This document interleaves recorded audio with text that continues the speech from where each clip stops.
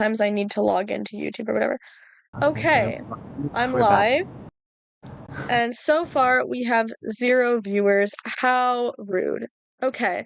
Well, Just anyway, Beatrice, this is your first time in my live stream, and I think it's a long time coming because we've known each other for like, what, 1 year now, I think? definitely more than a year. Or Is one it and a about a half years? year? I don't remember. Yeah, When did we, it's crazy. yeah, I feel like we met in 2024. we did meet in So 2024, yeah. I know we've known each other forever. I know, Um, it was like, we go way back, many lifetimes, all those Many things. lifetimes. Yeah, in a previous life. Yeah, it's Cloud Atlas. Um, Yes. Okay, so Beatrice recently showed me the Barbie movie for the very first time, and similar to this live stream, me seeing the Barbie movie is a long time coming. When did it come out? Did it come out in 2023? I feel like 2024? yeah, it was 2023. Okay. And I remember YouTube exploded, everybody was posting their reactions and reviews of the Barbie movie, and now I finally am, and no one cares, but I care, and you care, and that's all that's important. So, yeah, where do I start? Let's start with some let's start with some nice things. It was a beautiful movie. You want to talk a little bit about the technical aspect and the hand-painted Yeah, things? yeah. Well, I mean, so I've seen this movie, I think 3 times now. Mm-hmm. Every time I see it, notice new things about it. I had just been to the Academy Museum in LA, which has some of the original, like the miniature sets that they built, and like the costumes and stuff. And oh my goodness, yeah, they put so much work into designing this world, and all of the backdrops are hand painted. Like all of the mountains in the background, the sky is all hand painted. All of the there's like a sequence when they are going on like a long journey, and you see them like crossing over like ocean waves. The ocean waves are made like mechanically. Um, it's all done with these like practical stage effects and stuff. And yeah, it's just like jaw dropping. Mm-hmm. So that's one reason. And I'm pretty shallow as a person, as you know. So, um, I basically like don't care what words are being said in the movie, as long as it's pretty. So I was happy. So I'm I not. I'm here, okay, not give me a moment because I am actively trying to send the link to the Discord server, individual people. Come on, yeah. Let's see, copy. Can I copy the link? It's okay, we don't have any You viewers want me? yet, so I don't mind waffling a tiny bit. Sure. Oh, one watching, that's me. Okay. Gosh, we're famous. I know. We're so famous. I'm watching my own video. Where are you, buddy? There you are. Watch my live stream and engage. I engage with your live stream and you should engage with mine. Just kidding. Yeah. Oh, I did not want you to do So that. Yeah, sorry, go ahead. I can't see anything you're doing. It's I okay. trust you. I'm doing stuff on my phone. Um, okay. But Yeah, also I I've noticed seen. that hey, Alex, hello. For okay, I don't know if Beatrice, you want to pull up this video. Actually, let me send you the live stream so you can pull it up so you can interact with the Okay. live chat. What do But I do? I've never Alex seen this before. commented, "What's up, twin?" Yeah, what's up, twin? What's up, twin? Oh my Yeah, gosh, the Barbie Alex. movie sucks. Yeah. Wait, Yeah. if I Oh, click right. on Yeah. this? Oh, right. We have to tell everybody. I don't actually think the Barbie movie sucks. I was clickbaiting you. I don't actually think it sucks, but I do have a lot of strong opinions on it. And that's what we're here to talk about today. Because Beatrice also has some strong opinions on it, but not as strong as me, and I just made her opinion stronger. Who's the other person? This is my friend Beatrice. You remember Beatrice? She's in our Hi. Discord server. The Discord. Yeah. Yeah, I also don't think the Barbie movie sucks, but some should. And honestly, yeah, it doesn't get enough hate. I love the Barbie movie. I love that you love the Barbie movie. Yeah, so Beatrice and I hung out in LA over my spring break, which, as everyone knows, is very, very, very far away from where both of us live. Don't stalk us, please. And we watched the Barbie movie together on her laptop, and then we watched Legally Blonde together on her laptop. So stay tuned for for the second half of this live stream. Yeah. And Legally Blonde was kind of prompted by the Barbie movie Mm-hmm. because, yeah, because like, Otney mentioned that Legally Blonde probably did the things that the Barbie movie was trying to do a lot better. Um, Although when I talked to other people about the Barbie movie, they all confirmed it was probably just Mattel propaganda, but I don't want to think of it that way because it sort of renders anything that the movie had to say or show worthless. So yeah, I think there were people in the Barbie movie, be it Margot Robbie or the costume designer or anybody working on the Barbie movie. I think there were people who were genuine and wanted to make something beautiful that wasn't I just absolutely Mattel think propaganda. so. I think, yeah, and they had like honestly, I mean, all of these, like Marvel and whatever, they're all ultimately like selling toys and appeasing, or if they have the military in it, then, they have to appease the military people that visit the set and tell them that they're supposed to represent the US well and whatever. Hmm. There's always like the man, right? Breathing Yeah. down your neck. I Hmm. think for this one, uh, Margot Robbie paid for a lot of it herself and like got Nice. funding and yeah, and like she negotiated with Mattel that Greta Gerwig got like more freedom Okay. than typical. So I think among movies like this, and I'm kind of blanking on what are like some other movies that are just like, corporate stuff, but Hi, Kanan's husband. I completely forgot anything else about you, but I seem to remember you being a pretty decent commenter, so hello. This is my friend Beatrice. We're talking about the Barbie movie.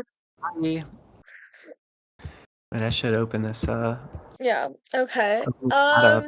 Let But, me begin with what I didn't like about the Barbie movie. Sorry, Kanan, you missed everything, or sorry, husband of Kanan. Kanan's husband. Is it like Kanan Jarrus? So I can call you Hera, right? No, Hera was Never mind, Kanan's not. husband. Okay.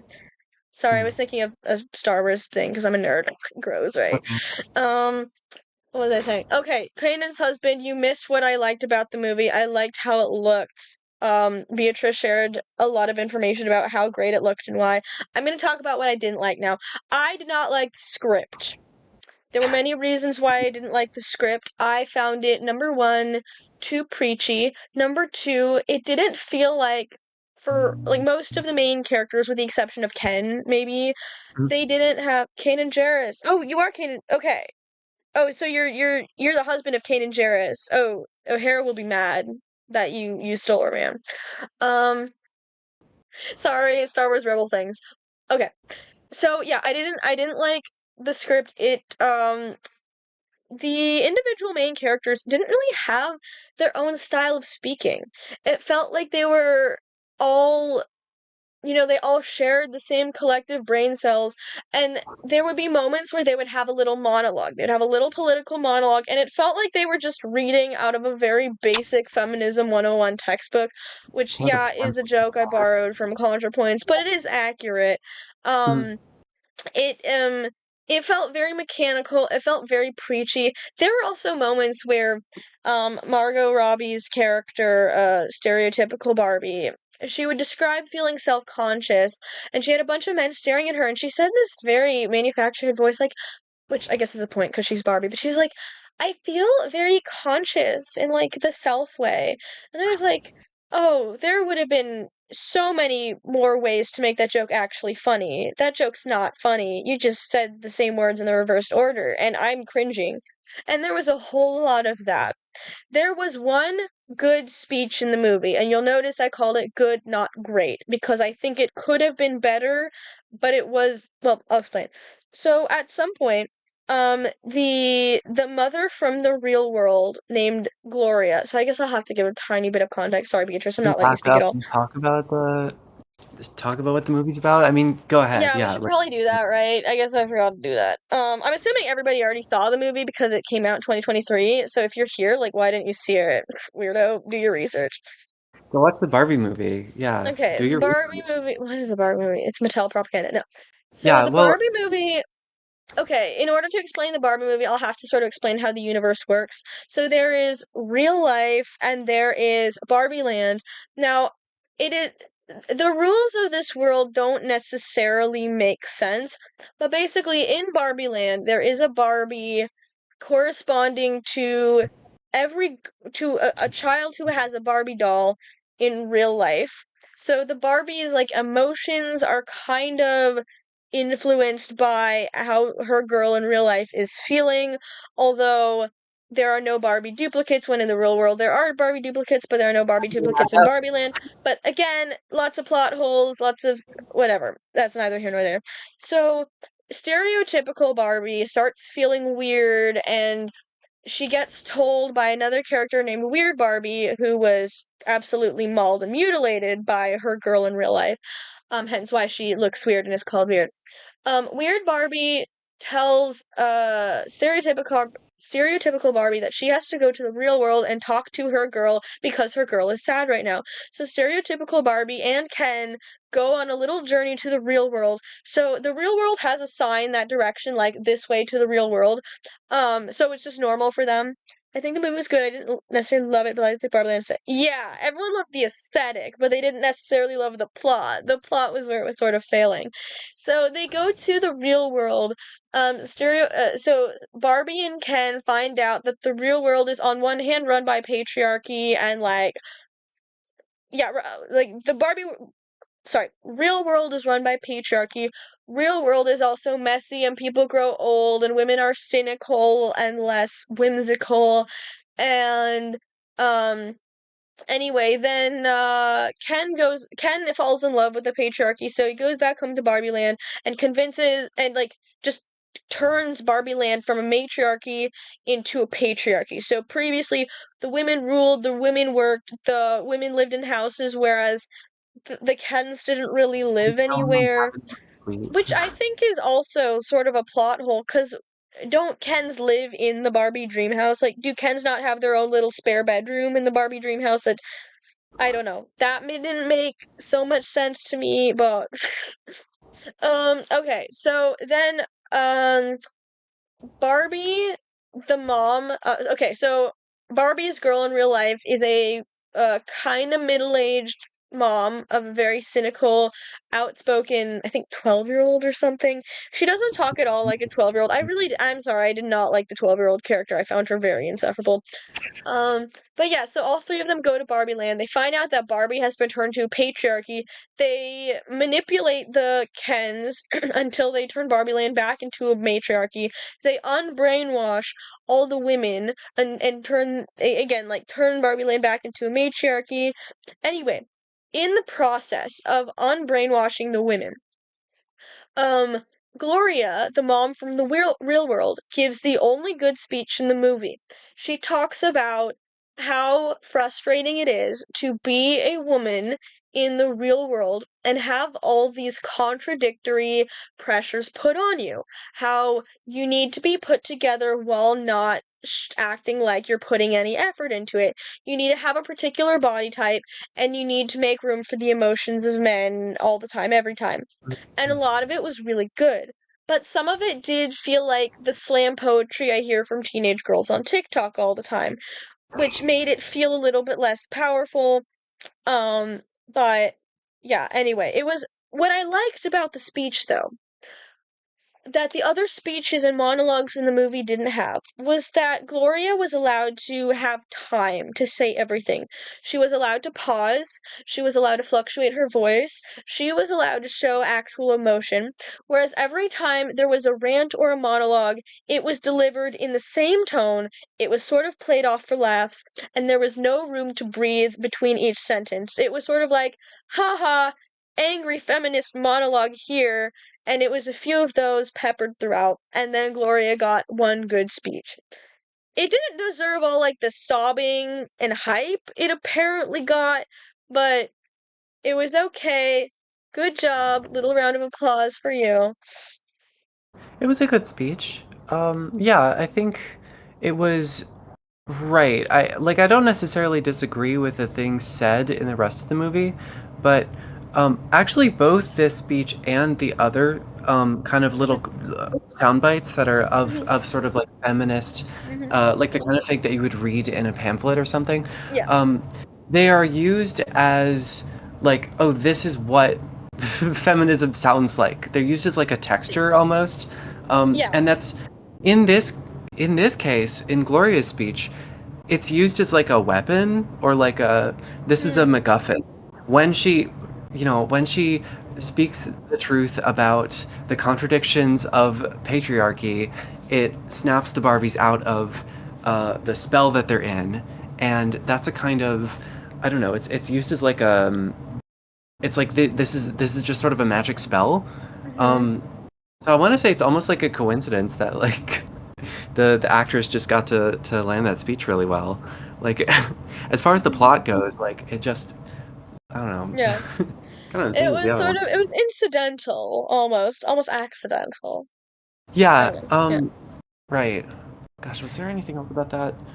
Well, anyway, I mean, I do want to add that the casting was great. It, I usually don't have strong opinions on casting, but I think everybody was cast really well. Margot Robbie, very beautiful actress, very good at like creating that kind of that really big Barbie smile, and also just a great got it. actress in The general, smile, which was why yeah. I don't think I've seen her in anything else, I'm sorry to say. Really Yeah, I don't really watch grown-up movies. I'm just a little guy. much. Ever see oh, was she in I, Tonya? Was that Margot Robbie? So Makara Tours, who we'll talk about in a little bit, she's the one who made the really good review of the Barbie movie. She made a video before the Barbie movie came out, listing doing a dressing as Margot Robbie for a week, and she dressed as all the different, like a bunch of different characters that Margot Robbie has played. And yeah, Margot Robbie was Tanya in that Ice Skater movie, I think. I believe Yeah. Margot Robbie was also in The Notebook. Was that her? Have you seen Oh, The I don't know. Notebook? I haven't seen Okay. that. That's okay. I haven't seen it either. Yeah. Um, I think Margot Robbie played um oh, what's her name? Harley The Quinn? Joker's Harley Quinn. Yeah. I think she played Harley Quinn at one point. But yeah, I have not really seen Margot Robbie in anything, but I imagine she's a talented actress. Just the Oh, she's script, great. she Yeah. didn't have much to work with the script, so I don't blame her for that. But I got Yeah. the impression that she was very passionate about the movie. Like Oh, yeah, yeah, yeah. she She's put really yeah, into it. I think she did a good job in this movie. she did, yeah. I think there were things that she pulled off. Mhm. I mean, there's a kind of stiffness of Barbie. Yeah. There's moments when she like her legs are just sort of straight out. When Mhm. she's like sitting down in despair in the grass because she's failed and she can't Mhm. rescue Barbie Land and she doesn't know what to do. And Mhm. she looks like a doll. Mhm. That things are sort of thrown on the ground. Mhm. Um, so I don't know. That's like physically, she did a True. lot Oh, to like also yeah. 11 I and guess I forgot that scene where she tells the old woman that she's beautiful, and I mean, it's just a simple line, but there's so much emotion in that. She delivers that really, really well. yeah, Yeah. right. Um, yeah, okay. Well, that's controversial. Right, I don't think I so was as good. annoyed by the girl as you. Um, I think it was maybe the movie was a little confused about like who she was supposed to be. Mm-hmm. Because so in one scene when Barbie goes off to find I guess the child that plays with her or something, Mm-hmm. um, to meet her, goes to the school and shows up and turns out that this girl is actually like really smart and mean and doesn't like Barbie. Um, Mm-hmm. Kind of gives this diatribe against everything Mattel and Barbie stand for, saying that it's like what um, look what you've done to a generation of women and blah blah, and calls Barbie a fascist. Um, yeah, like why Yeah. Well, why does that girl here's the have thing. First of all, if they were going to have a 12-year-old spout the word fascist, they should have cut her hair short and put her in something sort of TikTok-y alternative, but instead they made her a yeah, prep. I think they could have made, if they want, you know, now that I'm even thinking about it, they could have made her look way cooler. Like, she's the sort of person who actually does read. They should have made her like alternative or more tomboyish and showing like her rebelling against femininity, like she was sort of ranting about. That would have honestly made more sense. Then you could have Actually, done more with her costuming, but she just looked really boring. huh. Even I didn't look as boring when I was 12, and I was like, here's the thing that sort of annoys me a little bit. I was the sort of 12-year-old that they were trying to create, a very pretentious, precocious, verbose 12-year-old. I was like that, but I wasn't spouting things like fascist because I wasn't saying things that 18-year-old feminist college students are echoing from their college classes. I was just spouting my own opinions, pretentious as they were, but they definitely were coming from a 12-year-old and from the perspective of a tween who knew a lot about the world but didn't really know that much about the world. So it was like it just doesn't feel like how a 12-year-old talks. It feels like a parody of me in a way, and that is why I take it personally. Okay, okay. I see why that hits a little. Yeah, that Yeah. hits deep. Yeah. Um, I guess, yeah, is anybody in this movie meant to be like a real person? Like you know, you kind of notice that the real world isn't very real Mhm.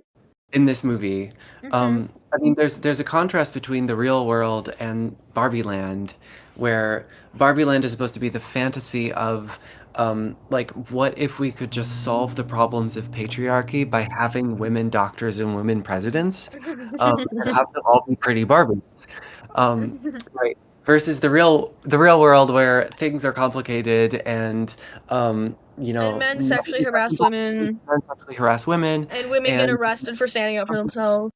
yeah, yeah, yeah. So, but like, I don't know, do people act like real people in the real world? Like Will Ferrell certainly does not. Um, I will and not stand for this Will Ferrell hate. He was so funny. He made me laugh when he was on screen. He was funny. I think he was just there because somebody in the casting, one of the casting directors, thought he was really funny and wanted some more laughs in this movie, because overall I didn't find the movie very yeah, funny, but Will no, Ferrell was I know funny. you like, yeah, I know you liked him.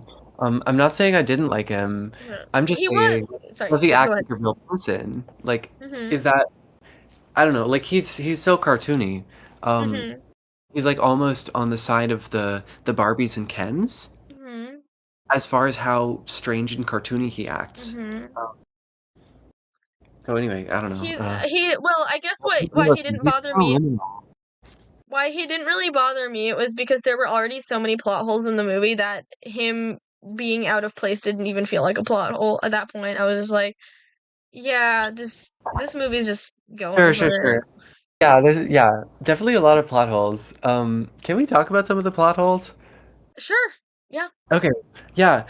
I am pretty confused by the mechanics of like the relationship between the Barbies and the real world. It's, as you pointed out, like the numbers don't really work. Mhm. Like there's supposed to be one Barbie per, like one Barbie in Barbie Land per Mhm. Barbie that is played with in the real world. But like Yeah. this clearly isn't true. There's only one weird Barbie. There's only one stereotypical Barbie. There's only one President Barbie. Mhm. Um, and they're all like different. Yeah. So it definitely like all of the sort of the weird Barbies probably in the world just kind of get collapsed into one weird Barbie. Um, I guess, it's not one but then weird. every Barbie should be going through some sort of emotional crisis. Yeah, okay, yeah. That's the issue, right? Because the inciting incident in this story is that Barbie, Stereotypical Barbie becomes existential and she no longer stands on her toes.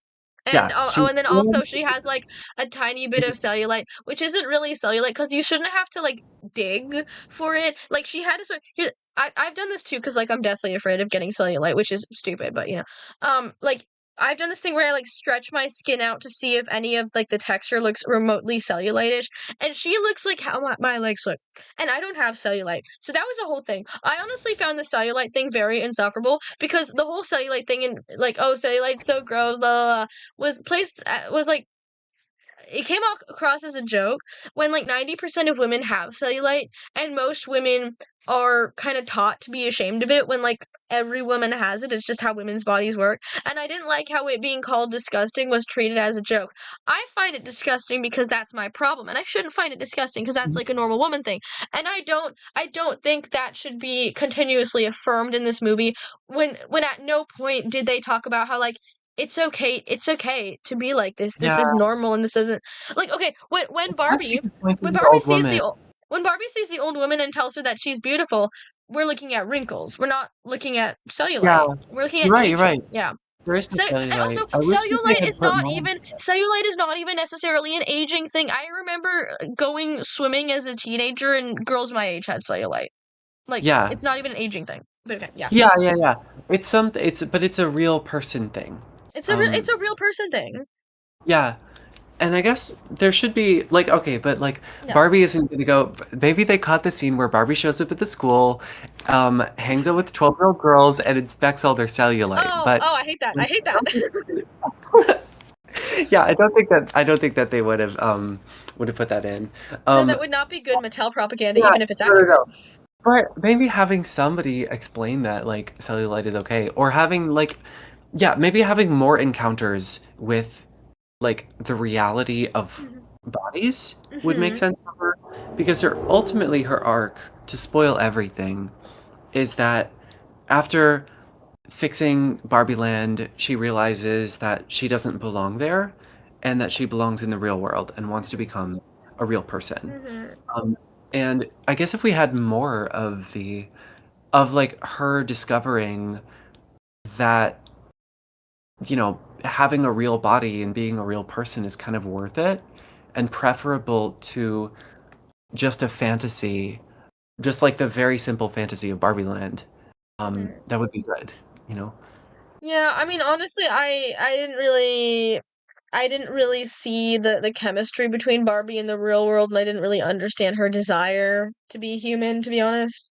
Yeah, That never right. made too much sense to It's me. and she's sort of Yeah. made to be she's made to like yeah, when she is made from stereotypical Barbie into thoughts of death Barbie, depression Barbie, Mhm. etc. Um, that's just kind of being done to her. Yeah. And it's like she's being made into the kind of person who dislikes reality.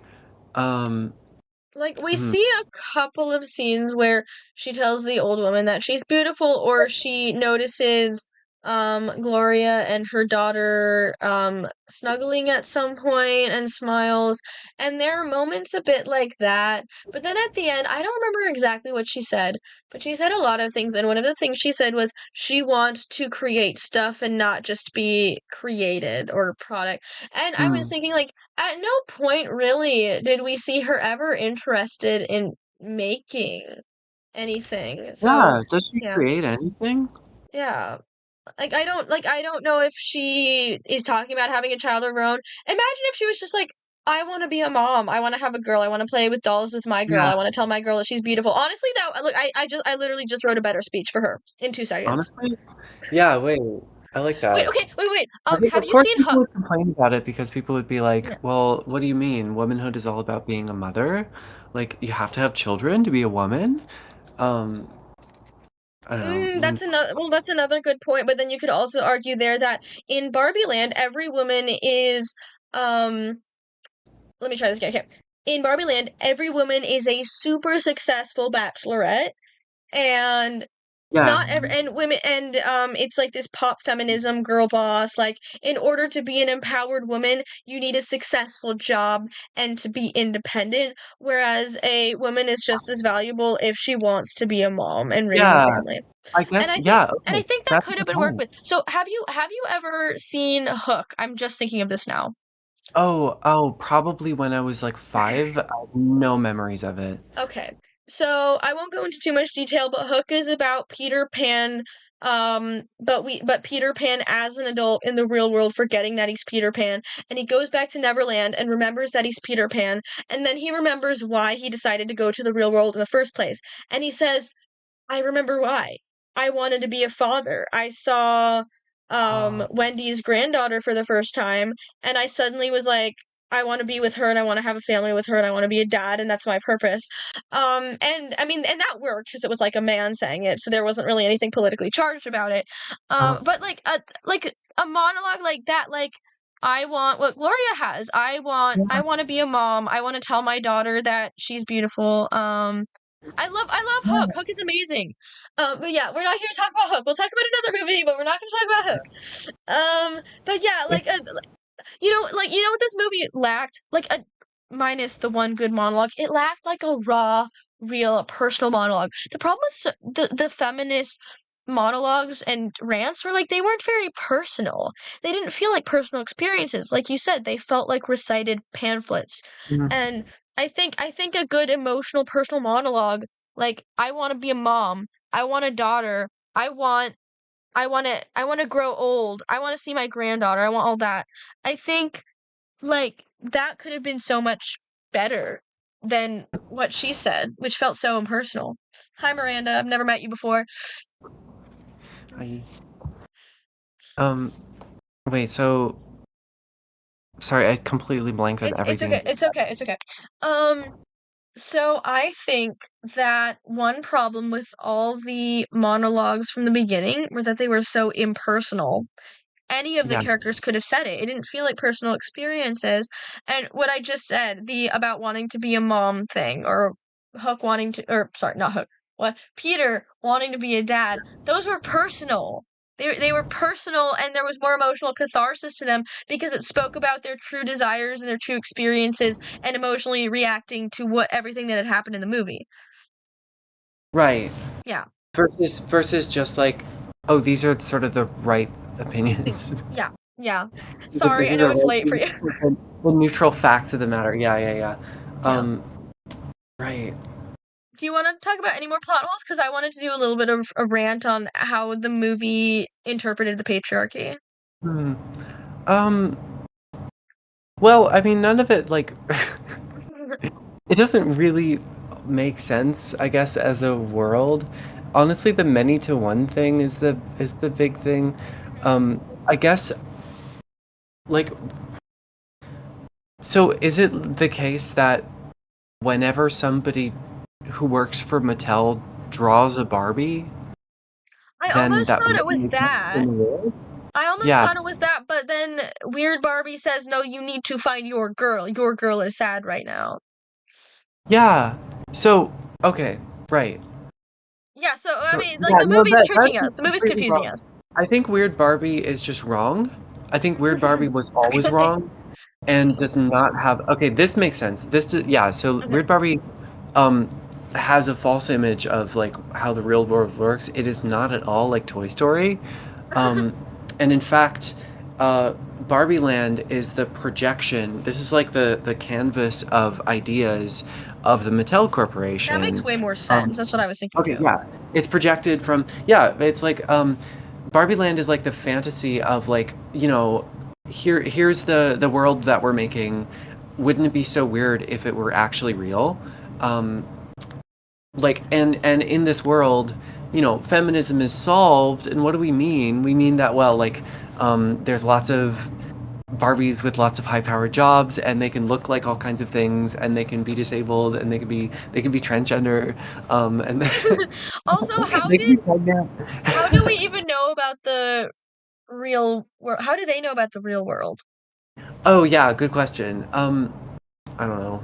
And then, The weird how Barbie do they know knows about the real because the weird Barbie is queer, and queer people are on the world? margins, and they know the hidden truth. They And know why do they they're think the that shamans of the why do world. they think that they've stopped the patriarchy? Or like, okay, wait, they don't know what patriarchy is, but they Yeah, understand what feminism is, I think, and they fixed the real world. How do they know they fixed the real world, and what do they think that means? yeah, they fixed the real. So they believe that they have fixed the real world. But they've Yeah, never, but apparently no one has ever been to the real world they haven't heard of the before. real world, But but also, they think they yeah, yeah, fixed it. yeah. Yeah, so who thinks that they've fixed it? It's yeah, like I guess loosely, if I like take my glasses off and it's very blurry, I can kind of see the thing that they're going for, which is that the there's a kind of fantasy of like of there's a maybe an oversimplified feminist fantasy of like, wouldn't it be great to have a matriarchy of Barbies? Um, Mhm. that like I guess if you think about the political, like honestly, it's just like if you're just playing with Kind of, it's very dolls, then you're unbased. probably not thinking about that. You're Yeah. probably thinking like, um, my Barbie is having breakfast right now and drinking her juice or whatever. But like, I guess if you're, yeah, like, you think about what kind of world this is. It's a matriarchy, and you can kind of feel good about that. And they've made this into a whole world. Um, Mhm. I don't know. So And let's, it's yeah, yeah, like go ahead. oh, No, you just like finish. I was about to have there's some. already something. There's already something in the beginning of the movie that is like wrong about Barbie Land. Like things are wrong before Barbie starts turning into a real person, Yes. right? And they're wrong with like Ken. Like the Mhm. Kens don't fit in the right way. And there's already something weird going on when like, we hear like Lizzo's song and like Midge shows up and then they're like, "Oh, let's not think about Midge." And then like, never mind. Wait, who's Midge Midge goes again? I away. forgot. Briefly, Midge is a discontinued Barbie, like Mattel doll, who Mhm. is like a pregnant Oh, woman. oh yeah, that was weird. That was weird. Yeah, and they're like, it's too weird that we have a pregnant person in this universe. Yeah. Look at me being woke, pregnant person. Um, we have a pregnant woman in this universe. That's too weird. Let's not think about that. Let's like censor it. I don't know. I think that's kind of interesting. So we can have Barbies that were assigned male at birth, but we can't have pregnant Barbies. We can't exactly. We can't have pregnant Barbies because pregnant Barbies again, or pregnant Midge. Hmm. Yeah, there's something about that. Like the Barbies aren't allowed to be moms. Hmm. They're Yeah. not allowed to be moms. That's interesting that that's prohibited. And Hmm. also like sex doesn't exactly exist in this world. Yeah. Ken doesn't know what he wants to do to Barbie. When in the real world he would want to have sex with her. Hmm. Um, yeah, Oh, but they also know that genitalia exists because when they go to the real world, they announce to everybody that they don't have genitalia. Okay, so that that's was another interesting. thing. So They this knew movie, that. yeah. So Yeah. this movie felt like a kids movie except for the language, which wasn't very child appropriate. But the way that everybody was acting felt like a kids movie. Mm-hmm. Yeah. Right. At least that's how I felt. Like What the do you make of script, that? in my opinion, the script was not super intelligent. I was disappointed with the script. So it felt like a script worthy of maybe a DreamWorks movie for children or a quick live action remake for children Sure. with little thought put into the script and the acting being kind of zany like ooh jingling keys for a child, but it's for older children or adults Hmm. because of the language being a little bit inappropriate for children. I don't know if it was rated Yeah, PG-13, but it I think it's felt probably like an adult PG, movie. maybe PG. But yeah, I would say it's probably intended for like moms to bring their daughters to, um, and maybe I don't know. I'm looking at Barbie movie I age think it's rating. very kids movie like. Okay, it's rated PG-13 for suggestive Okay. references, mild violence, and brief language, making it geared toward teens and adults rather than young children. What's the mild Although, violence? I don't remember. I mean, Barbie punches a man, but that's the only thing I Oh remember, yeah, to I be guess honest. so. And Ken has that injury on the beach. Oh, Um, that's I don't think that's slapstick, very though. serious though. But maybe that's just Yeah. because I don't take men's problems seriously. And that's why they are becoming incels.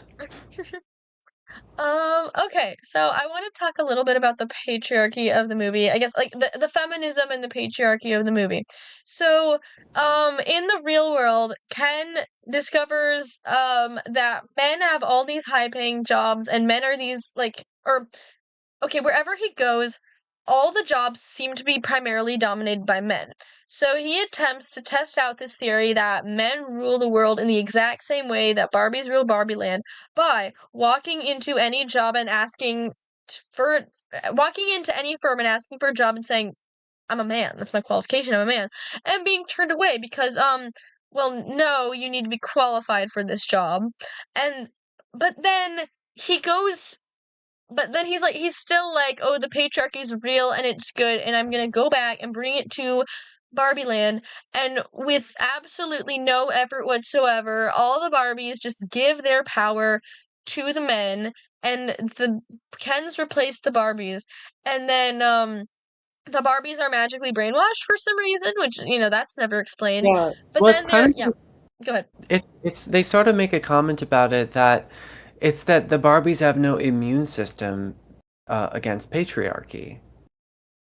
But I guess what doesn't make sense to me is like they live in houses and they have jobs. Why would they give that up to then start serving a man? Like I don't think you need to know. Yeah, it kind of doesn't explain that. I don't Yeah. think you need to be informed about patriarchy or exposed to patriarchy to know how to resist it. If you know what it's like to be successful and have no inhibitions, then as soon as very like unpleasant looking inhibitions are presented to you, it doesn't make sense to immediately fold to them. Yeah, I would like to see the yeah. I would like to see the sort of the Ken movie where we see him corrupt Barbie Land. Mhm. Yeah, I want to see the like how does that work? Also, when I mentioned that nobody really has a unique style of speaking in the movie, all of the Kens uniquely sound unintelligent and are not the best orators, um, in contrast with the Barbies who are all pretty good at communicating.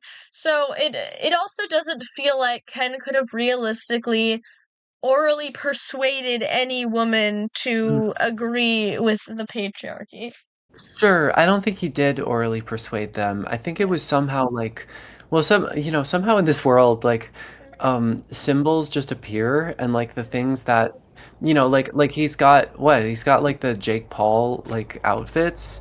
Like those outfits must have just materialized because Mhm. that's how it works in this world. And he's Mhm. got like the bulk up like whey powder, jars of like so Yeah. Oh, what's interesting? Another plot hole with how does Barbie Land work? So we previously established, okay, if Mattel designs something, then it shows up in Barbie Land. But when Ken turns Barbie Land into Ken Land, then Mattel starts producing a bunch of Ken dolls. And Yeah, so it's going in so the so opposite then it's like direction. Yeah. Ken Land is controlling Mattel. Yes. Yeah. So that doesn't make Um, sense. yeah, or like it's got an interesting, this is kind of an interesting like Escher picture quality to it. Hmm. Um, yeah, I stand by my theory that actually Barbie Land is just sort of the canvas of the idea space of Mattel, and that like as if the Kens start deliberately changing Barbie Land, then that does affect like what Mattel is doing, but like maybe all of this action is really happening inside the sort of the structure of branding of Mattel. I don't know. I'm sorry. I'm really tired. I'm sorry. It's okay. It's Um, okay. Um, okay. yeah. Wait. All right. What were you just talking about? Well, okay, I guess what I can say, what overall frustrated me about the movie is it tries to combat pop feminism with feminism. So it is self-criticizing the fact that Barbie Barbie's aim to fix the world by showing women that they can be empowering by being successful, feminine, high-paid leaders and workers, and that will solve everything, and that will fix the patriarchy. Um, when the reality is no, it won't. But with, with enough talking and saying the right things, Talking. then everybody will actually see that yes, girls are girl bosses, and being a woman is a girl boss and matriarchy restored. I don't know. It's kind of hard to explain, but it felt like the movie was playing it too safe for my Yeah. taste. So when I hear that men are super upset about this movie being man-hating and feministy, I was kind of disappointed because I expected it to actually have something to get upset by, Mhm. or I expected it to have more substance than what it had. It just didn't. It didn't have enough substance.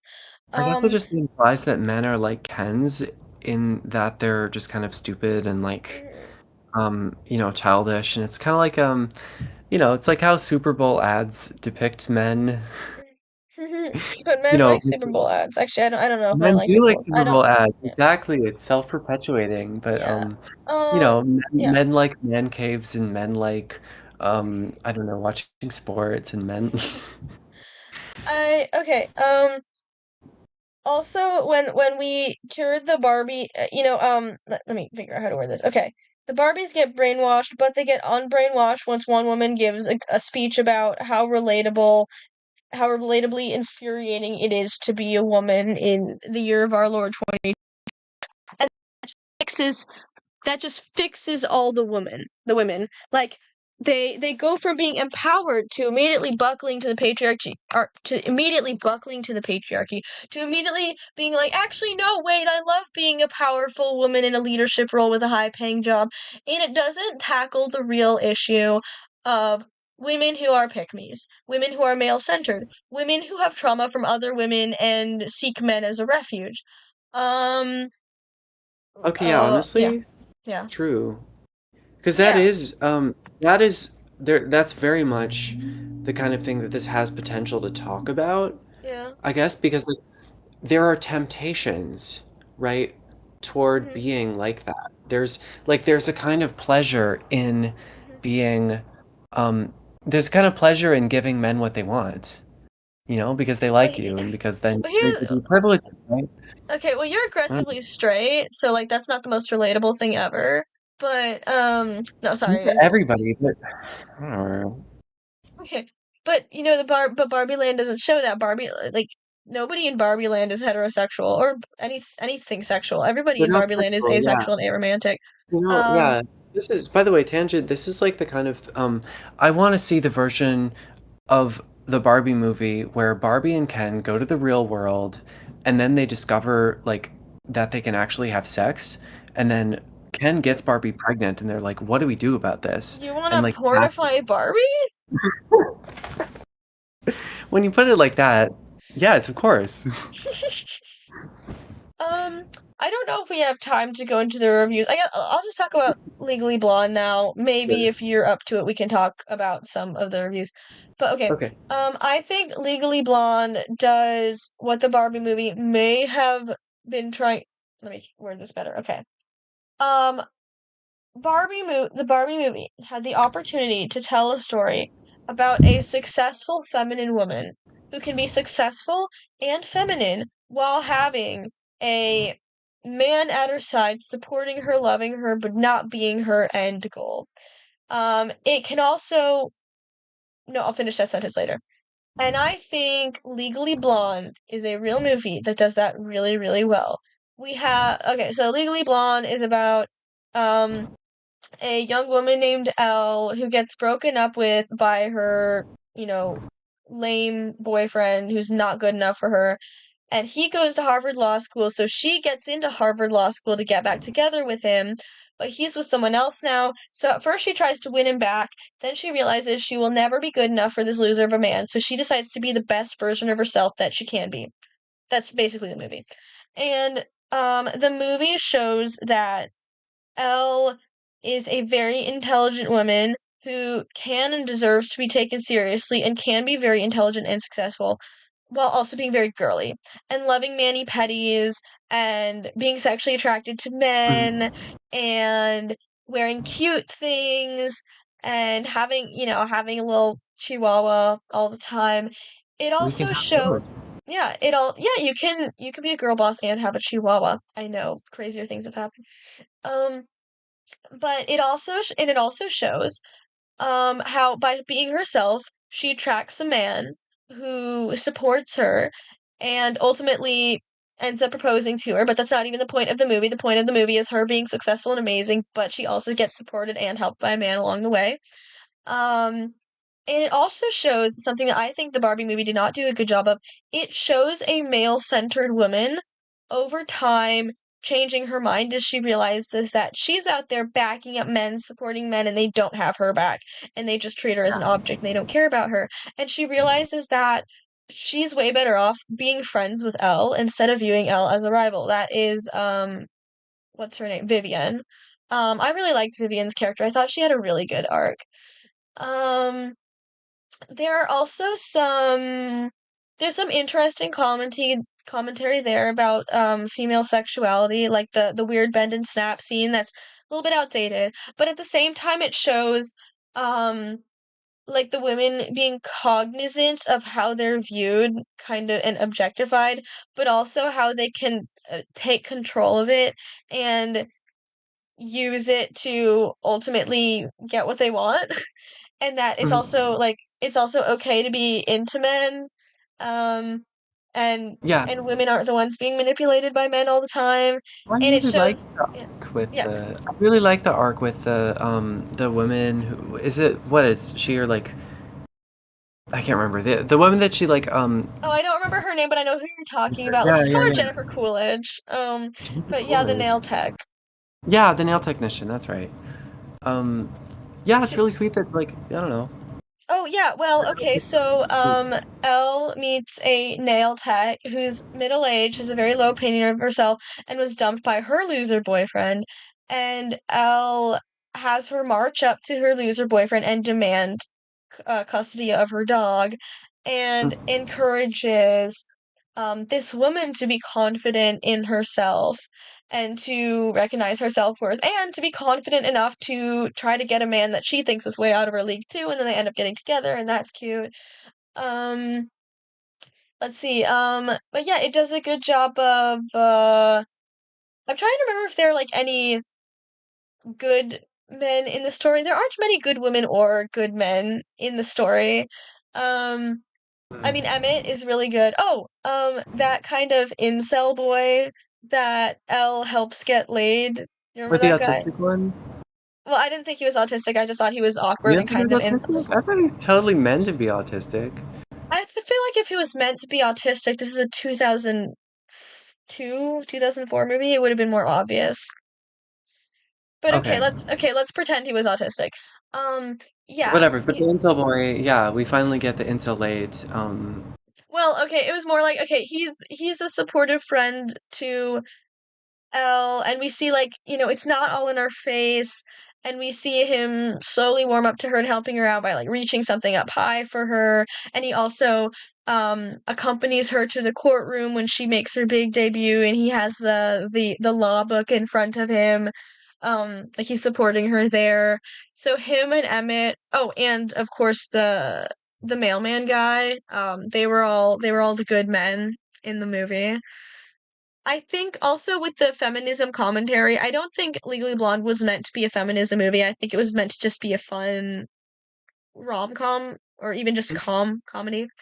Um, there is commentary about feminism. There's such good commentary about feminism, and it's personal and it's relatable and it's kind of subtle. It's not in your face.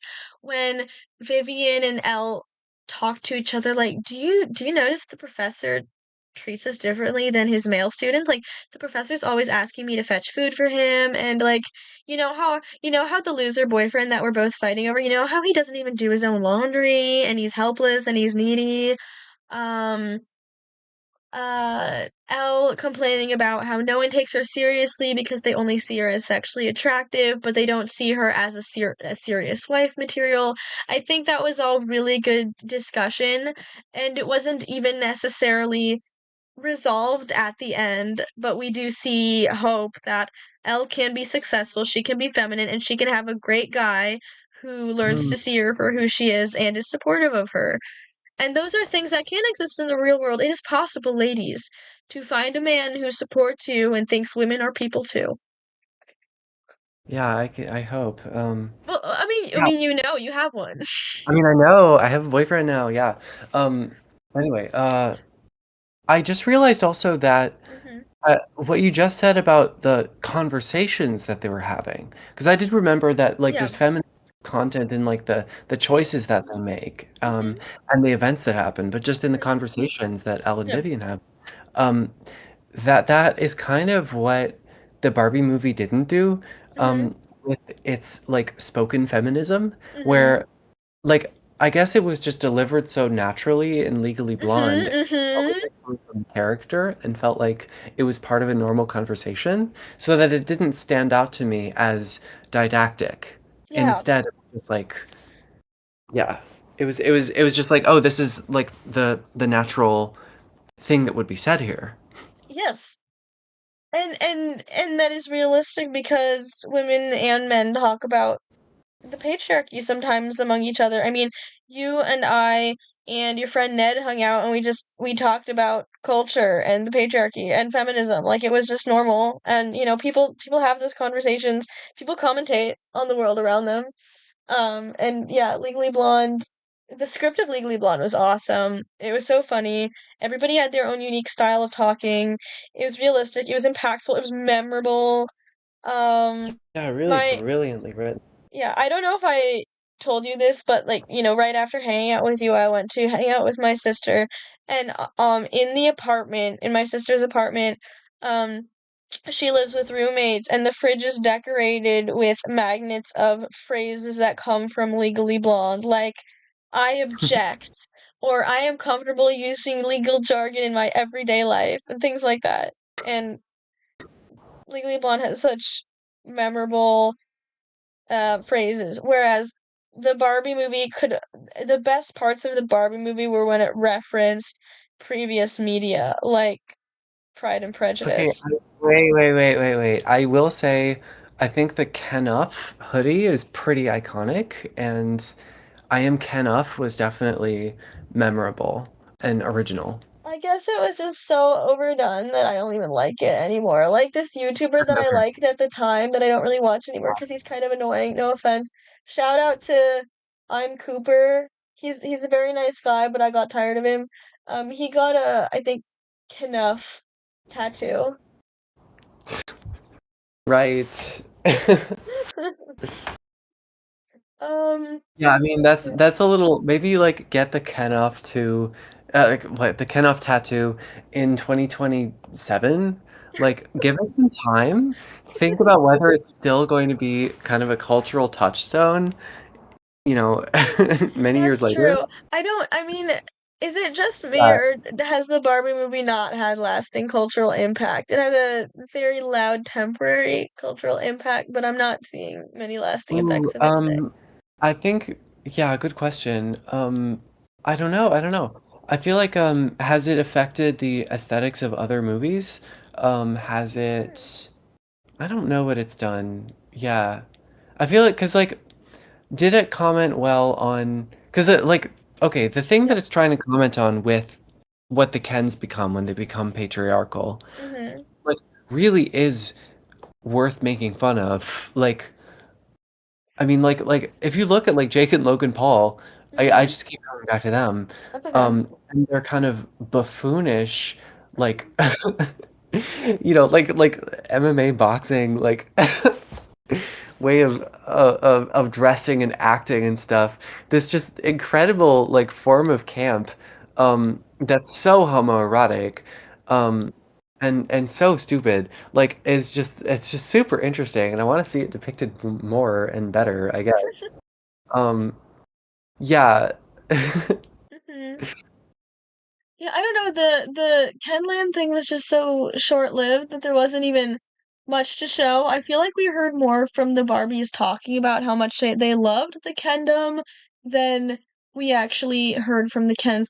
Also, the Barbies' different reasons for loving the Kendom aren't I don't know, they were weird. They didn't feel like how anti-feminist women talk, to be Uh, honest, because there are real how women who claim they love the patriarchy and like agree with men that women shouldn't have the right to vote and women should just stay home because they don't like working, so therefore women should legally not be allowed to work.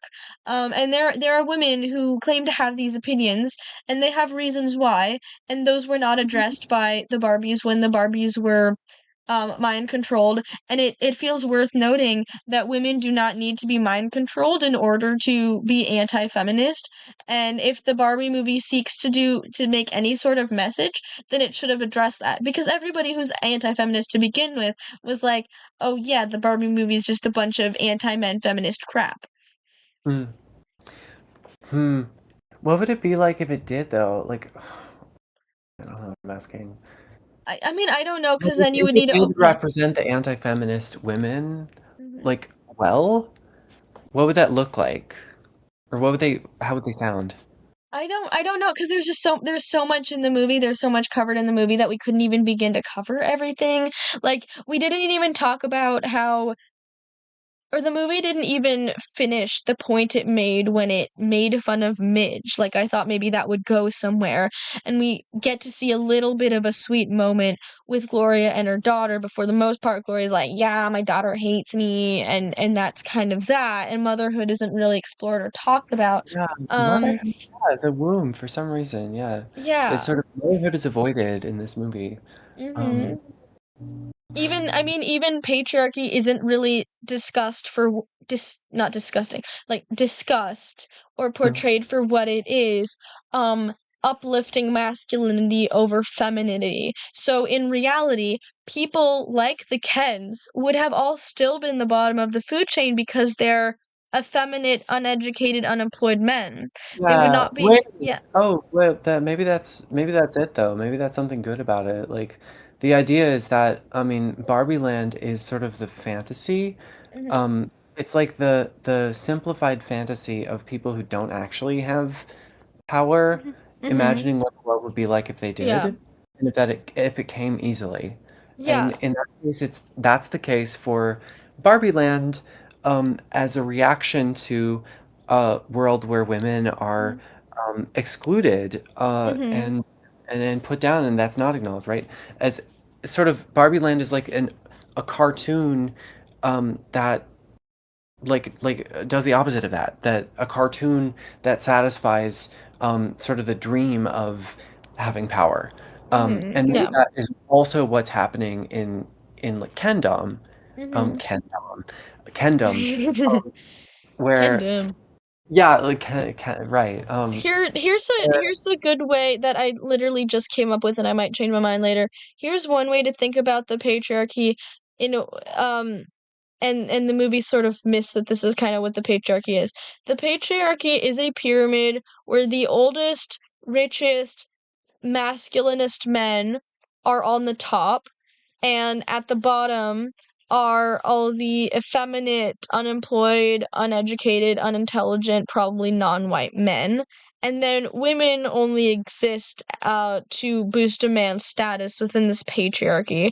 Women are not people in patriarchy, and patriarchy has just different levels of human and subhuman for the men involved. Like, patriarchy's pretty bad for the men too. At the bottom are like a bunch of men who all feel invisible in society and like they don't have a voice and they're not heard. yeah, Um so like the idea of all the men in the world ruling and all the women in the world serving is not really how the actual patriarchy works. What was I gonna sure, say? but I guess Uh like it also, I mean, yeah, I guess the subjugation of women though, and kind of the violence of men can kind mhm, of be a response to men not having power in other ways. mhm, Like men who are at the bottom of the mhm, pyramid. mhm. The fastest way to masculinity, if it can't be through having material success, is to be violent. Um, right? And like, I don't know,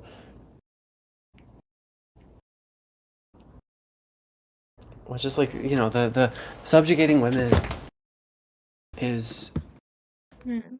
is kind of available to all levels of that pyramid, I guess, Mhm.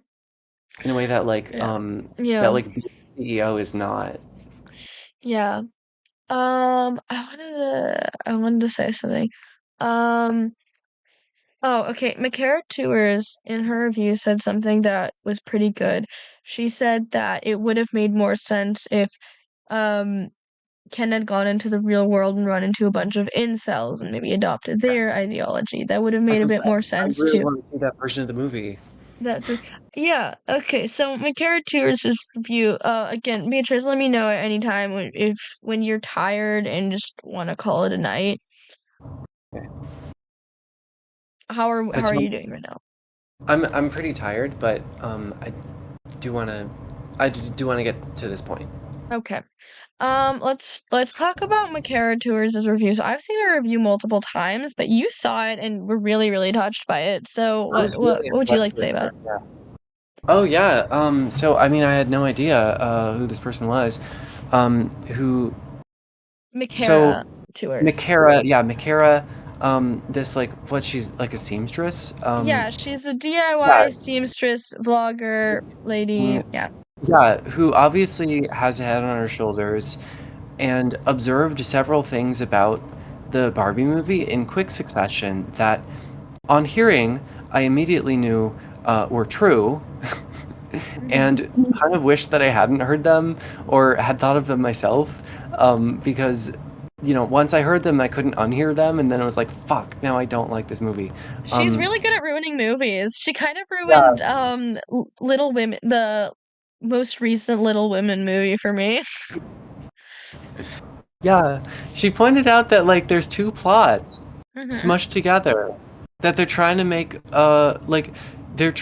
it be about, the existential journey of Barbie to becoming real, and they're trying to make it about, uh, kind of matriarchy versus patriarchy. They're trying to make and the Ken plot should just be kind of a subplot or B plot, Hmm. because just given how the movie concludes, which it concludes with Barbie choosing real life, like that's like nowhere in the movie. It's like barely in the movie at all. Um, That's true. and that, yeah, and that like there are kind of two real worlds, one being the Mattel executives, and the other being the sort of real world of the nurse that says like, or the doctor that's like, Ken, you can't just work here because you're a man, um, at this hospital, and like they don't even the two real worlds don't even belong together. Um, I think she agrees with me about Will Ferrell. I know that Hmm. you disagree. Um, Yeah, Natalie and I liked Will Ferrell. yeah, Natalie. Yeah, of course, side with Natalie. Right. Oh Natalie, yeah. The other thing was she that ran um, away with all my money, and she did it for fun.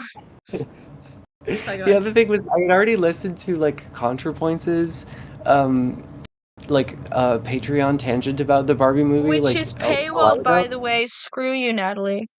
Hey, well, yeah, well, I pay for her Patreon, so I had a copy. I know Um, that's. I'm saying, Natalie, that's this what was I not did. worth money. Like Yeah, but you, like yeah. I was saying, like yeah, like gosh, this video is just so much better than Natalie's, and it's just like, oh no. Well, because Natalie is male, Natalie wouldn't understand the movie. That yeah, she was going on and on about how like, oh, I probably wouldn't get it because I'm a pretentious asshole. No, you wouldn't get it, Natalie, because you're a man. That's why you don't. Sorry. Actually, I'm not sorry. I'm not sorry. I'll say what I said and I'll say it again. Say what you say, yeah. Yeah. Um, but yeah, what else did ContraPoint say? Oh yeah, She's saying like, feeling like some real Polly kick. I don't know if she mentioned that in the video. I mean, again, She I said only watched that, the like, first it's 10 good that minutes. it's about to make $1 billion, and that like it's good that feminism is this public and making this much money at all, and that it's like and oh yeah, she Mhm. eventually in the later part of the video goes to Mhm. talking about like capitalism and about how unfortunately we're going to get a lot more of these now. I don't know if that really panned out. I was honestly that was my favorite part. Mhm. Was seeing that so they got Greta Gerwig of all people to make Aw. the Barbie movie and gave her a lot of creative freedom. And I was actually hoping like, okay, maybe this is a price I'm willing to pay to get like well-funded indie directors to have a lot of creative freedom. Like I want to Mhm. see, I want to see like Charlie Kaufman's Lego movie, Or, like I don't know why I'm laughing. I don't know who Charlie Kaufman is. you don't know Charlie Kaufman? I don't know Ooh, anything. have you seen, yeah, you do. Um, oh gosh, have you seen, Probably not. Being John Malkovich? Say that again. Being John Being Malkovich? John No, of course Malkovich? not. Yeah, okay. Of course not, what do you mean? Well, I haven't we seen should watch it. anything. Um, Okay. Being John Malkovich, I've adaptation. seen John Malkovich in Of Mice and Men, but I that's the only time I've Yeah, ever seen John Malkovich. Oh wait, no, and I saw well, John Malkovich, I believe, in Warm Bodies. He was the dad. But okay, yeah, I haven't seen John Malkovich in I mine. got that. Yeah, wait, Warm Bodies, is that the, This like, is the zombie movie. I love it. I love really, it so much. like, yeah. Anyway, yeah, Being John Malkovich is a story about a puppeteer who discovers a portal into John Malkovich's head. Oh. Like, if he climbs through the portal, then he can control John Malkovich's body. Oh, that's And creepy. what happens if John Malkovich goes through the portal? Well, you find out. Um, Oh, yeah, anyway, weird, like, screenwriter and okay. director, um, who, yeah, like, I don't know, I want him But to yeah, be okay. But funded yeah, more. you wanted him to make Yeah, the or like Lego I movie. want a Cecilia Condit Barbie movie, honestly. That would be so good. Did you ever watch Possibly in Michigan? I'm familiar with it, but I couldn't watch it because I don't like jump scares. Jump scares are scary. Oh yeah, it's a pretty scary short film. I know it's not that scary, but like it's scary. I'm a baby, okay? Leave me alone. I mean, no, it scares me every time. Oh, okay. Well, like I don't like Hopefully I like scary it. movies. But yeah, whatever. Okay. Okay, but yeah, so what were you saying about that? You Oh, mentioned possibly. just like I was hoping that the precedent of the Mattel company being willing to spend a lot of money and not have a lot of creative control Mm-hmm. would lead to a kind of somewhat, somewhat cheesy corporate sponsored, like renaissance of filmmaking where everything was just commercials, where like Mm-hmm. the commercial for Gatorade or whatever is like feature length and wins an Oscar and like is like an Wait, well, A24 horror wait, what movie or movie what. was that? What was that? What movie was No, that? I'm saying like this is what I was imagining would happen. Oh, okay, because that was a Lego movie, basically. Pretty much. Okay, yeah, pretty much. Yeah, Yeah. but I And the loved Lego it. It was fun. It made me happy. was fun. And Will Ferrell was in it. Oh, I guess, yeah. Have you seen Elf? I don't think I'd like it. I hear it's very cringe. I can't stand It's very cringe, yeah. I can't stand 90s secondhand embarrassment. Is it 90s or 80s? I literally don't know. I think it's early 2000s. Okay, I really can't stand early 2000s secondhand embarrassment. Yeah, so yeah, I get that. When I watched, Okay, Lady Gaga. you felt a little bit of secondhand embarrassment, I believe, in um Legally Blonde. Yeah, I had I to. guess I've seen it so many times that every time Elle is secondhand embarrassed, she ultimately wins and beats everybody, so it's okay. But Right. It yeah, I was can't. it worked out. I think it wasn't Yeah, so bad. Plus, like, yeah, you warned me when it was yeah. coming. Mm-hmm. And that was sweet. Um, you're I like, give there's you more. trigger warnings for the Give me the secondhand trigger embarrassment. warning because you knew that there was a lib in the room with you, and I appreciate it. It's okay. You can handle movies. You don't like secondhand or you don't like cringe, Yeah, and yeah, that's yeah. okay. Yeah, the movie, Freddy Got Fingered, had Oh. so much of that I had to, like, pause the movie, and, like, go away for a month, and, like, come back and Mm-hmm. press play again. Yeah, or, like, the Borat movies. There's I'm struggling to remember exactly oh, okay, wait, I remember. Okay, I really like this audio drama called Adventures in Odyssey. It's a Christian audio drama about people who live in a small town called Odyssey, and all the adventures, and sometimes it goes beyond Odyssey and it gets really big, and there's a saga. But anyway, there's a character named Eugene Meltzner who is voiced by Will Ryan, who passed away a few years ago. Very sad. He was amazing. But Eugene Meltzner was this nerd, almost like Asperger's coded guy. So obviously, I related to him. He's such a Yeah. a grammar Nazi. He is a very pretentious way of talking. He knows everything about everything. He's like a certified recognized genius. And anyway, he's very socially awkward with most people, but he finally gets a girlfriend and eventually wife. But this is before they get married. So her name's Katrina, and he basically hears that she's going to be in a wedding and he thinks that she's getting married, but it's actually her parents' anniversary that sort of stages a wedding where they renew their vows, and he crashes it and declares his love for Katrina in the middle of it, and it's very embarrassing. And anyway, the whole point of that is that Eugene has several scenes throughout just the series where he completely embarrasses himself and does this over the top emotional speech, and then Oh, everybody's like, cool. Eugene, that's so inappropriate, Eugene, what are you doing? And I don't I it hurts me. I hate it. I can't stand it. I cannot listen, like it ruins the whole episode for me. I can't listen to it at all. Yeah, Yeah. that sounds. I don't know if I would get through that. Yeah. Um But yeah, we talk. Okay, right. We were talking about cringe, secondhand embarrassment. Why were we talking about that again? I completely forgot. Because, well, Oh, because you you asked mentioned about the Elf movie. You asked if I would watch the Elf movie, the and I Elf said pro. movie, and then you were comparing that with Legally Blonde, which had some of it, which you warned me about. Yeah, Right. But I was saying Elf yeah. because Will Ferrell. I was saying Will Ferrell because of whatever, maybe the Lego movie. You like the Lego I'm movie. not the biggest fan of Will Ferrell. I think he can be funny, especially when he's not the main character or if he's voicing a Lego figure. Um, he Yeah. also he's also in the 2006 Curious George movie, and he voices the man with the yellow hat. And that is not the most comedic role. Like he is funny and he does say some funny things in it, but it's overall just a more emotionally deep role, and it doesn't feel as comedic of a role. And I really like it. I like it when comedians play serious roles. Like James Corden when he played the baker in Into the Woods. Apparently, Mhm. James Corden gets super dogged on and memed on, and I have seen him in a few things like Cats. Well, actually, I haven't seen Cats, and I haven't seen the Emoji Movie, but Oh, I've I heard that. hated that. Sorry, we'll talk about that later.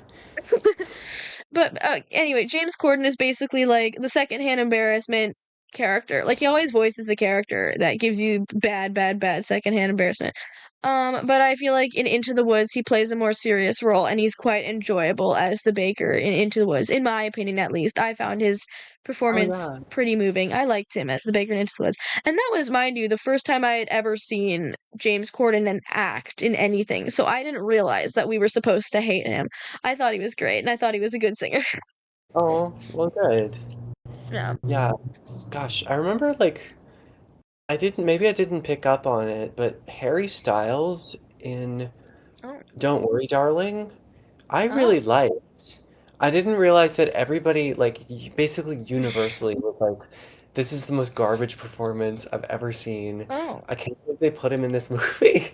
I was like, who's that cute guy? Oh, okay. Well, you just find him cute, so that's different. Yeah, but like, I thought he was right for the role. I don't know. I enjoyed Okay. watching him. He That's played great. he was right for the role where he plays a cute guy in a He plays a romance. cute guy who actually turns out to be like an incel that like Oh, interesting. it's complicated. It's an Okay. interesting movie. Hmm. Um, I recommend the first like third or half of it. Okay.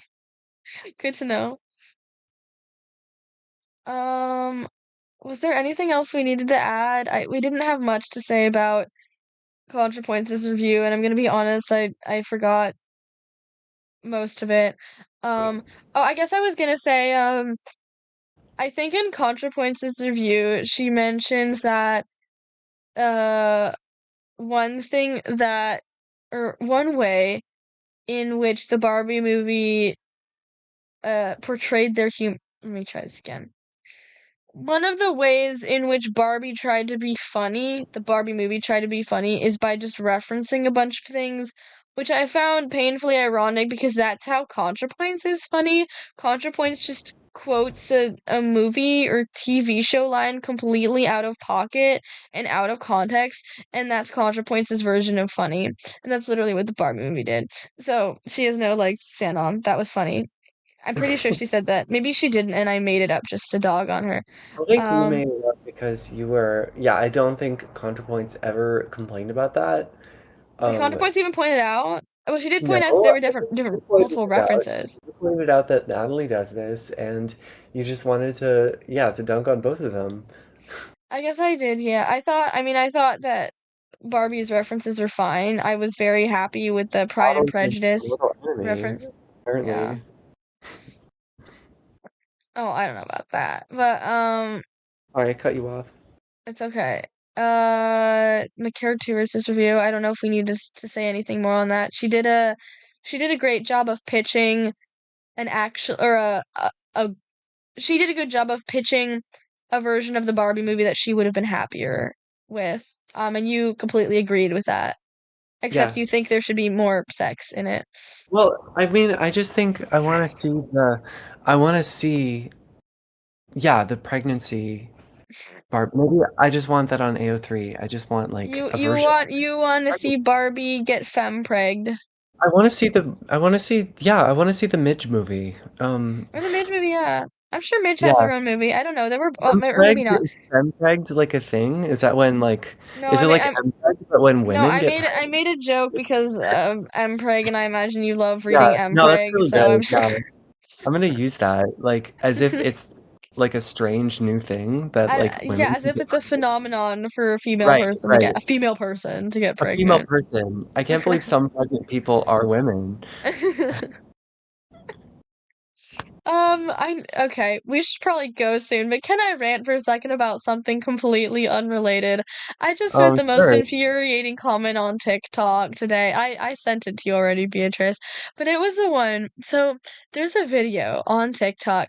It was a clip from a documentary about um the AFAB queer community throughout the 20th century or just historically throughout history and AFAB means assigned female at birth. So basically, queer women, historical queer women or women who lived as men throughout history. And so it was a clip of a woman living as a man in the 1930s or 40s, describing her experience. Living as a man and dating women, how she stopped wearing makeup and things like that.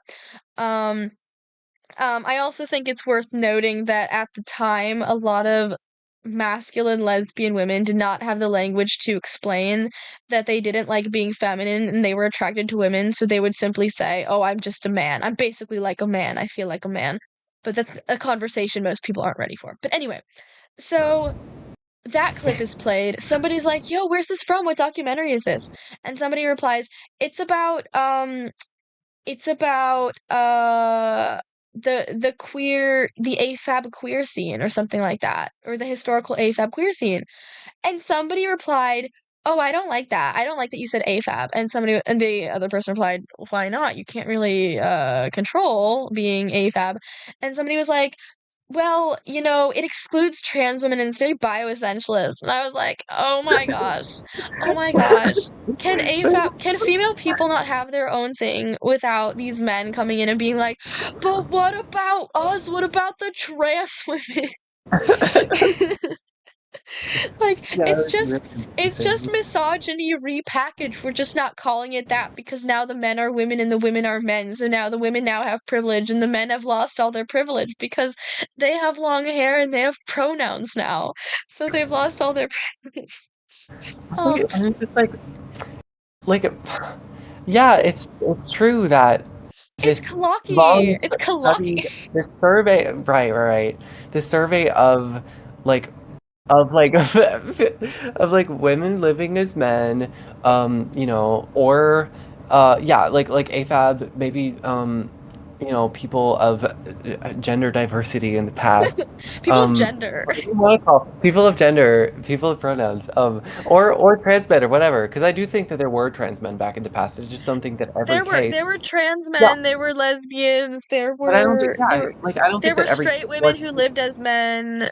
Yeah, go Yeah, on. and I'm sure that, like, I'm sure that because, like, plenty of people did not have the words for, just like, oh, I'm not attracted to men, I'm attracted to women or Yeah. whatever, then, they could have used like just I'm a man to Hmm. mean that. Hmm. And that we can't like retroactively call everybody like trans men or whatever. I think we just Okay, yeah, rant but can't. Yeah, sorry, I'm interrupting you. Yeah. well, it was only the reason I'm continuing to speak is only that I didn't get to my point. My point was that, oh yeah, like whatever you call this group, it Hmm. definitely does not include trans women. I'm like, that's okay. Like, it's Yes. okay for what we're for when I mention a subset of the human race, for that not to be the entire human race. Like, Yeah, yeah. And that's something just trans women and men don't realize because everything has to be about men. And it's clocky. And I'm just kidding. But okay, like okay, we already abided by trans women's request. Okay. This is not a woman's space. This is an assigned female at birth space. And trans women are still upset because how dare you have a community for people assigned female at birth and not include trans women. Trans women are biological too, and they're women. Therefore, they're trans women are biological women. And how biological. dare you never ever include trans women? Trans women must always, always, always be included. Basically, going on hormones and putting on a dress is like being born. So we are assigned female at birth. We have assigned ourselves female at our new birth Or into our new life. you could just basically be I'm a philosophy new tube and baby say, I just girl. became female. I just I became just female. I'm female became now. female. I became female by fiat. Um, right. Yeah, yeah. I Philosophy tube wish. became female by growing out his hair and getting buccal fat removal. That's like all he did. I don't know. I think philosophy tube is on hormones. I think he may be on hormones, but he's definitely not on testosterone blockers. He has not and will never get an orchidectomy because he loves utilizing that gawk too much.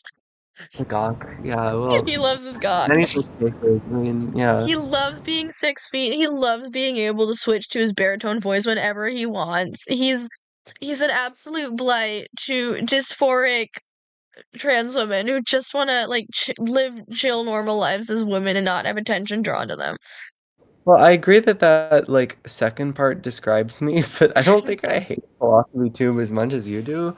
I think I'm it's so mad because first of all, more Philosophy Tube came out as trans and immediately said I'm now the most famous trans woman in Great Britain. Shut up.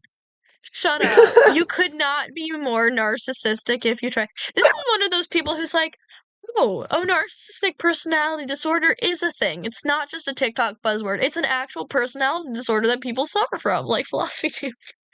Um, but yeah, and then Philosophy Tube has the audacity to be a be a trans person for half a second and immediately be like, therefore I'm oppressed, therefore I deserve all the privilege that comes with being a trans woman, and therefore I have I'm allowed to say actually dysphoria doesn't exist, and we're all just pretending, guys. We're all just pretending so that we can get free surgeries and healthcare.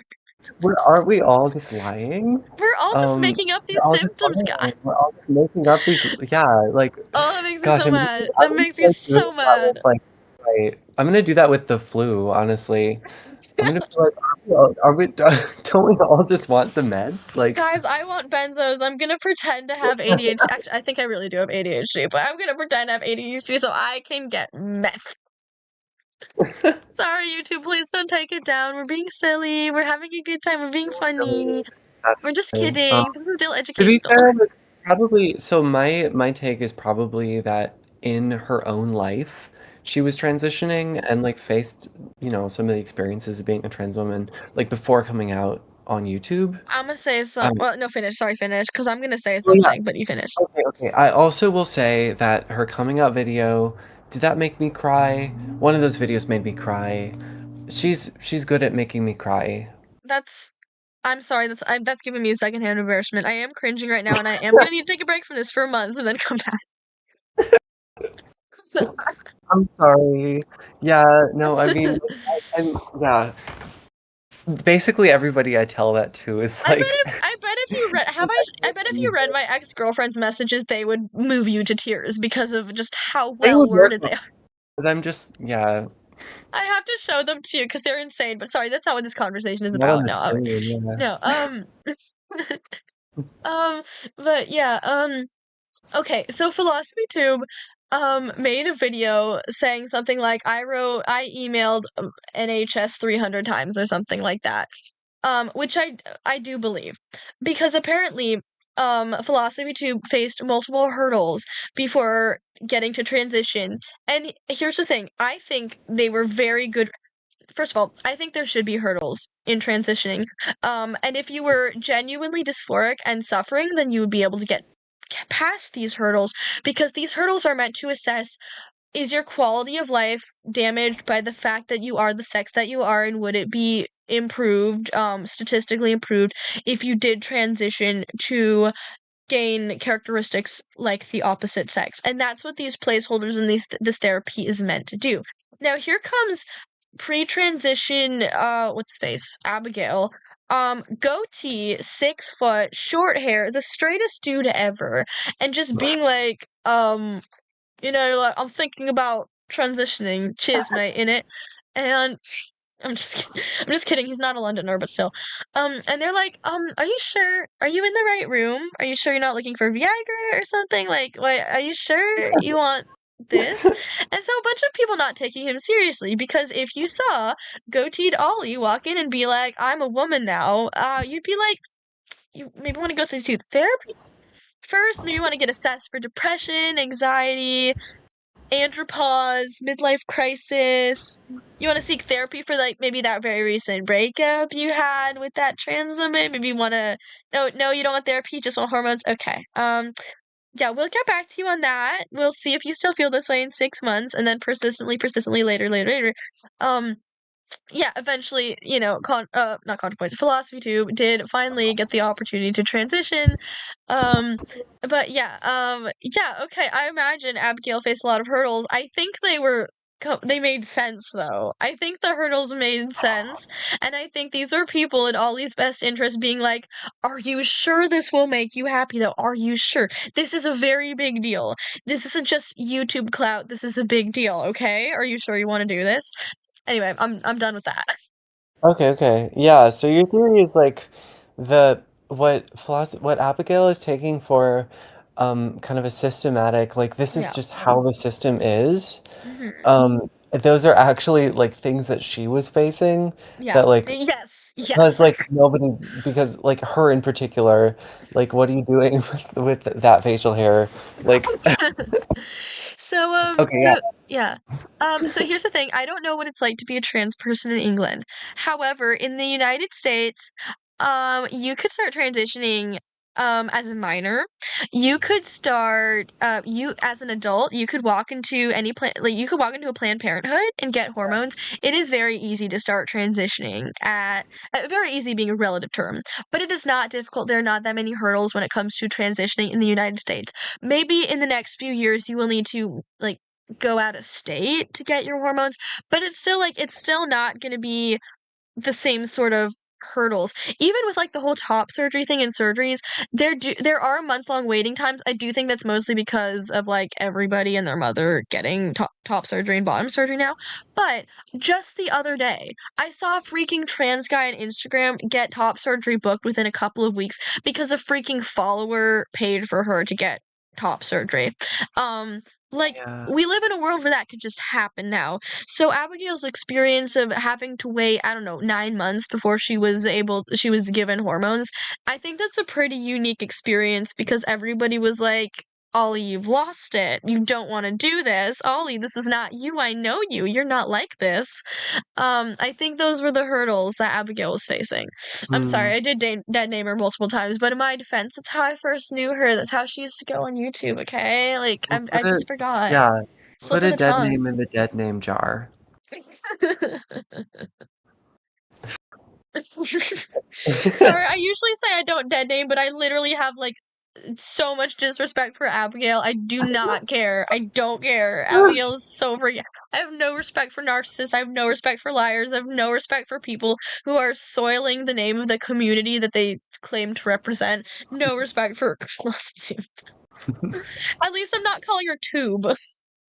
Yeah, Tube. Tube.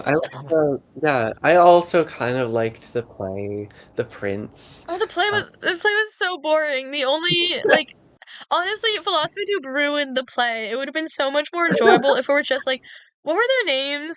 There was I don't remember. Mary. Mary was good. Mary Mary, was yeah, Mary enjoyable. I was don't really remember. good. I don't remember the other person, but Mary was fun. I'm glad she got the award, and I'm glad that Ollie seethed when Mary got the award and Abigail didn't. No, Mary was good. Mary was good in spite of the play, in spite of its writing, and the only good part of the play was the quoted Shakespeare. Also, Brutal. I love how, Ollie claims to be um let me figure out how to word this. Sorry, Abigail, my bad. Forgive me, father or mother in your case. No, what was I talking about? Okay. Philosophy Tube, trans activist. Um writes it so that his character is the only character that gets to kiss the only actual woman in the cast. Oh, well, I What do you have to say about didn't think that? about that. I didn't think about that.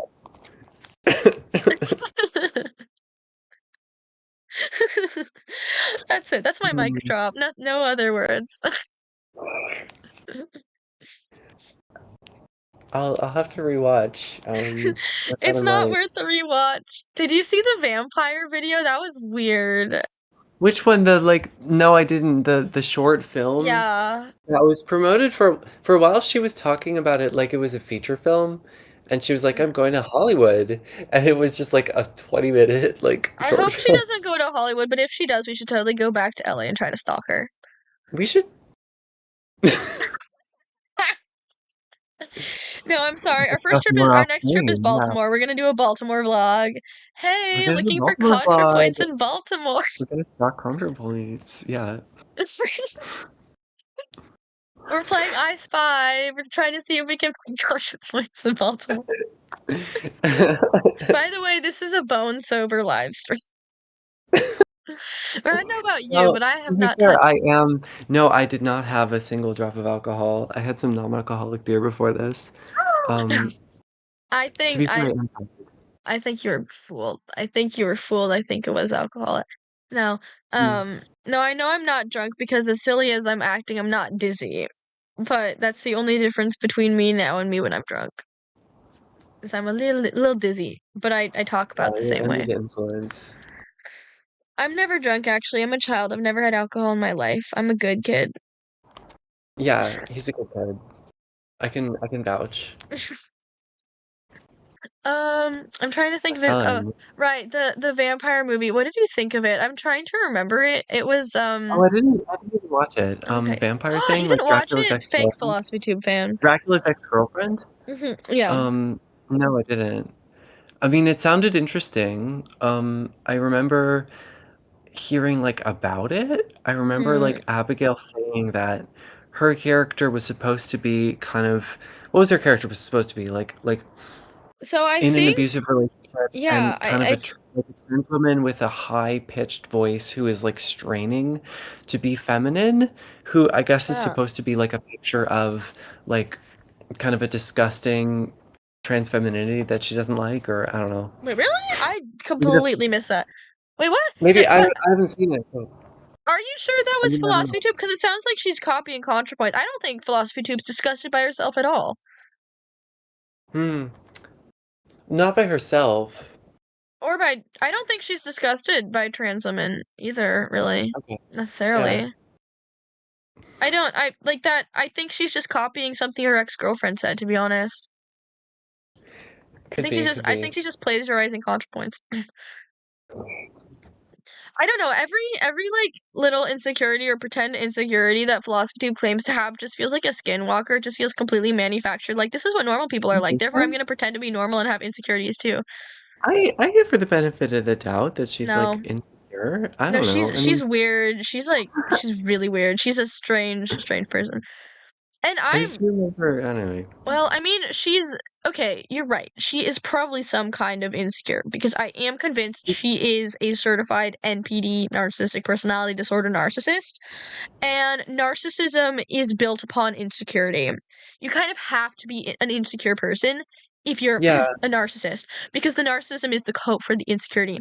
I don't think philosophy tube is self-loathing. I do know self-loathing narcissists though, but I don't think philosophy tube is one of those self-loathing narcissists. Mhm.